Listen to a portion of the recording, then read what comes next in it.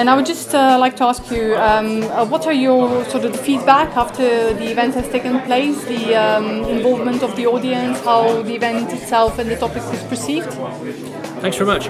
I thought it was a great event. I mean, I thought that the audience was super, really, really good questions from multiple perspectives, multiple industries, and I thought our panel was really good as well. I mean, I thought Timea from PwC made some really interesting comments on how it's affecting her business. Rock, of course, as an entrepreneur, very much in the middle of this kind of sharing economy revolution, I thought was really good. So I think overall it was a very productive event. The room was full, everyone was engaged, so I thought it was a super experience. I think the panel was great, especially the professor came with a lot of insights and knowledge, so he really explained sharing economy and the future of how it will develop.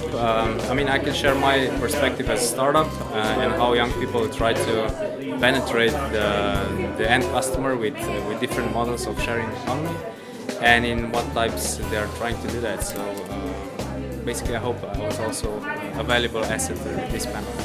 After this event having successfully completed, I hope, I would just like to ask you for your feedback as you were in the audience and you can basically reflect well on how it's been perceived by you, how it's been perceived by you. Yeah, thanks Miriam. I must say it's a very interesting topic which as a guy like me from an outsider you touch on from hearing through the media. So you hear about the sharing economy, you know a thing or two about it, but we really went into depth.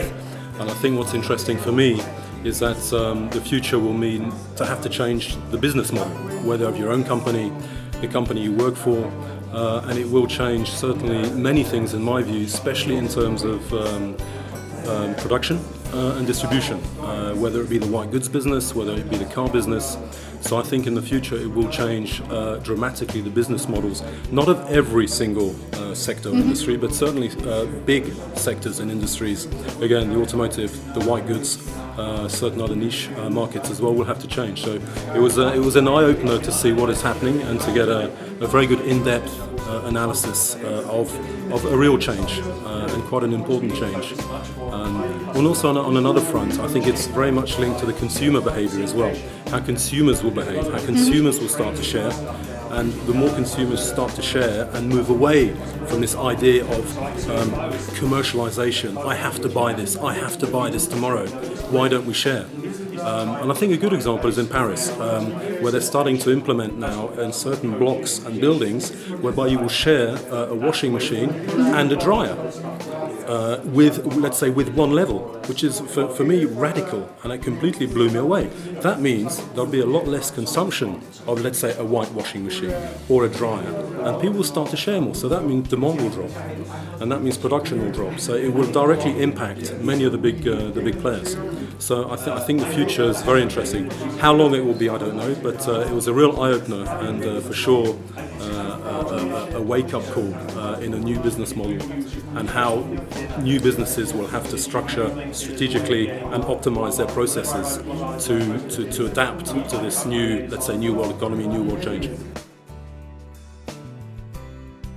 I think one of the strengths of us as a business school in this part of Europe, which is not common at all, is that the faculty are active scholars, and so we are doing research on a continuous basis and we're feeding that back into our classroom. But also the research, I think, is a two-way street because, for example, as EMBA director, I have a fantastic group of people in the room, senior, seasoned executives who have really interesting experiences. And so actually some of my research, in fact not even some, the majority of my research is driven not just by my own thinking, but also the experiences of the executives I have the opportunity to teach. You know, I often say, particularly in the EMBA program, we're not in the business of teaching, we're in the business of facilitating, right? So we're in the business of getting people to have a conversation.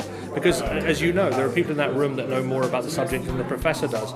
The job of the professor is to get that individual to share their knowledge with other people. To open up and to share, not to share with each other. So it's in your group projects, it's in your discussions in cases where often I think some of the most valuable knowledge is generated. We're just the platform. What goes on is the interaction, that's the key.